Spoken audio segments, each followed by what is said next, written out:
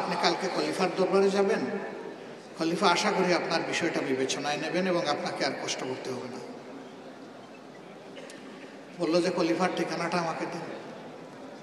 দেওয়া হলো। মহিলা খুঁজে খুঁজে খলিফার দরবারে হাজির। উনি বসে আছেন খলিফার সাক্ষাতের জন্য। খলিফা তো আর আসে না, কিন্তু খলিফা যথারীতি তার আসনেই আছেন এবং কাজ চালিয়ে যাচ্ছে। একটা পর্যায়ে মহিলা একজনকে জিজ্ঞেস করলেন যে খলিফা আজকে আসবে না? এখানে উনি তো আছেন। বলে কে খলিফা? ওই যে। না, এই লোকটা তো কালকেই দেখা হয়েছে, সেই তো আমাকে খলিফার দরবারে আসতে বলছে। বলে উনিই খলিফা। মহিলার সামনে এগিয়ে গিয়ে বলেছিলেন, আপনি এই রাষ্ট্রের খলিফা? বলে আমি দুঃখিত, গত রাত্রে আমি কিছু হার্ড টক করেছি, কঠিন কঠিন কথা বলেছি, মন্তব্য করেছি রাষ্ট্রের খলিফার ব্যাপারে।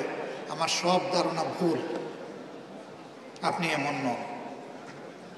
আমার সব কথা আমি প্রত্যাহার করলাম, আপনি আমাকে ক্ষমা করে দেন। খলিফা কেঁদে বলেছিলেন, ক্ষমা আমি আপনাকে করব না, ক্ষমা আপনি আমাকে করে দেন। আপনি বলেছিলেন আপনার বাচ্চাদের পেটে যে ক্ষুধার আগুন জ্বলছে, এটা সেই আগুন। ওই আগুন জ্বলার আগে আমি যে আপনার এবং আপনার বাচ্চাদের খবর নিতে পারি নাই, এই জন্য আমাকে আপনি ক্ষমা করে দেন। তখন রাষ্ট্রের কোষাগার থেকে তার এই অসহায় পরিবারের জন্য নিয়মিত একটা রেশন বরাদ্দ করা হয়েছিল, যে রেশনটা ছিল রাষ্ট্রের একজন গভর্নরের রেশনের সমতুল্য।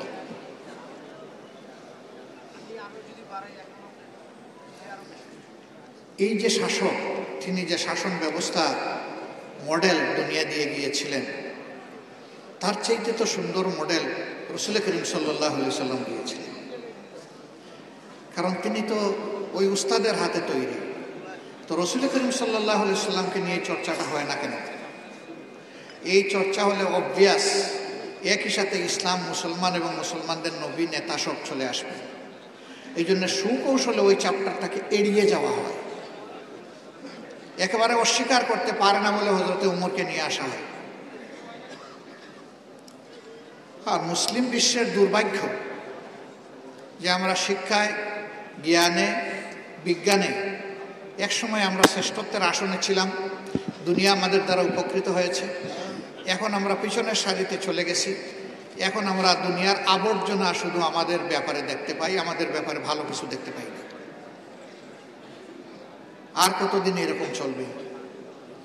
এই জায়গায় একটা রেডিক্যাল চেঞ্জ আনতে হবে ইনশাআল্লাহ।